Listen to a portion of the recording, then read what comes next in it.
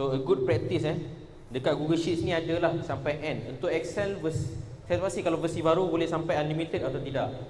Kalau Google Sheets dia boleh unlimited sampai ke bawah lah. Sebab apa kita gunakan unlimited sampai ke bawah? Sebab kalau ada penambahan data baru, kita tak payah nak add manually. Nanti kalau contoh tadi saya tengok ada yang buat sampai 100, kan? Boleh, tapi esok-esok kalau data tu jadi 101, 110, kita kena update balik range.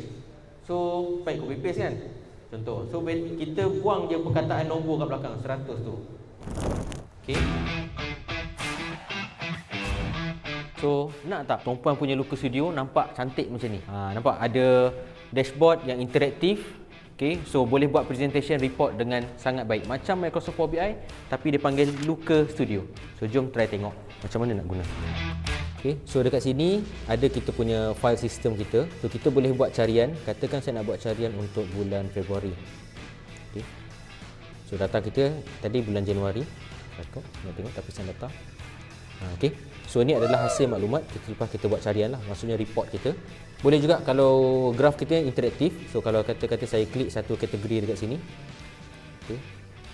So mudah untuk kita tengok data.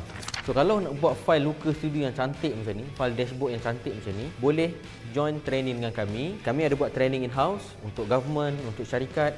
Kami adalah e-perolehan registered dan juga berdaftar dengan training HRDF claimable. Jadi kalau ada syarikat atau government agency nak ambil training dengan kami, boleh melalui kaedah e-perolehan dan HRDF. Nak panggil kami direct pun tak ada masalah. So kami akan buat training around 2 hari. Okay, so boleh contact dengan kami. Adjust meeting, sama-sama upskill dashboard pelaporan data anda.